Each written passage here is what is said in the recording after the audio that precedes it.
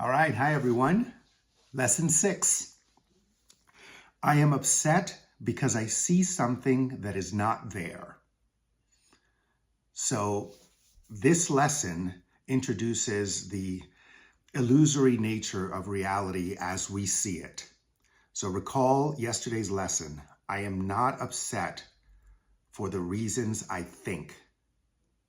I am not upset for the reasons I think. So again, upset could be worry, it could be fear, it could be anger, it could be stress, it could be anxiety, it could be depression.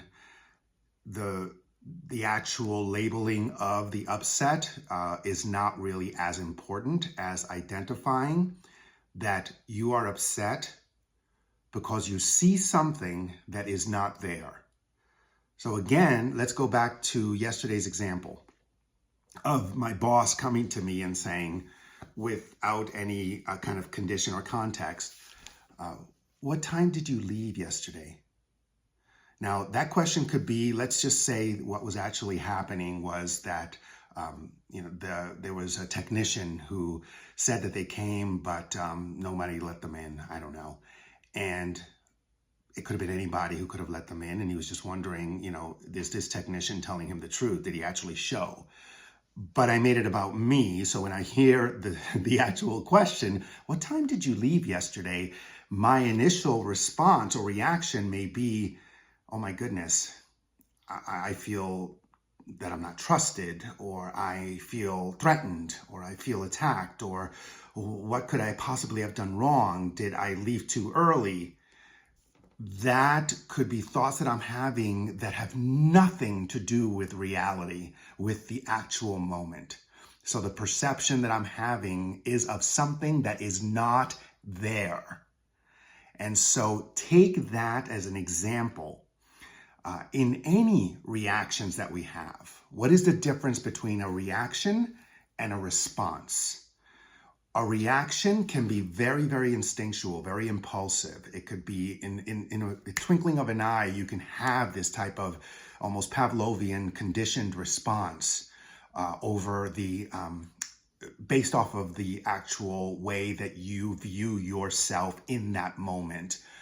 So a response can take a minute to digest and recognize that there are other things going on. You may not know what's going on, and all you're hearing is the question as it is, and you may follow it up with another question, or you might just answer it. I left at 4, I left at whatever.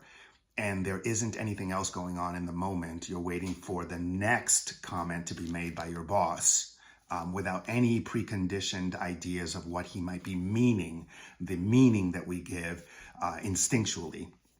So in this lesson, lesson 6, again, just like last lesson, you would just go ahead and 3 or 4 times throughout the day, for no more than a minute, you're searching your mind for any upset or any discomfort that you might be feeling, and then labeling it. I am angry at, because I see something that is not there.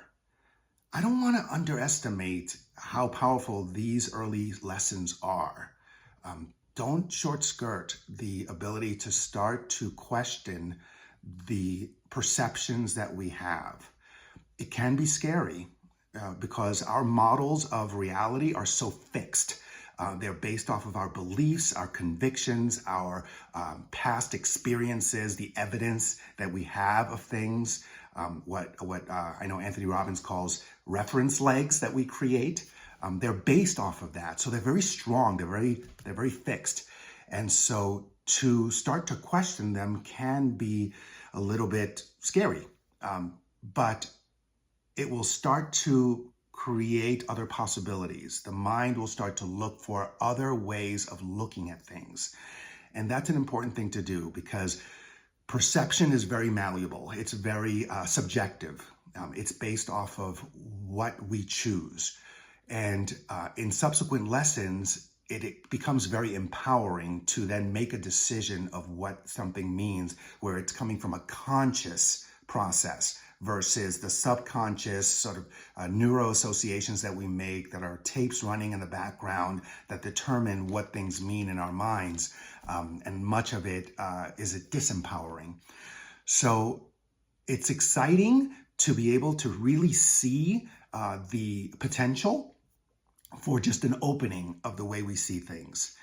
And ultimately, the opening is to start to make room for true vision or right perception, perception provided with inner guidance as well as guidance of the Holy Spirit. So I'm excited to move into newer lessons coming, but just take some time. Again, the lesson itself, the text of the lesson will be found in the description.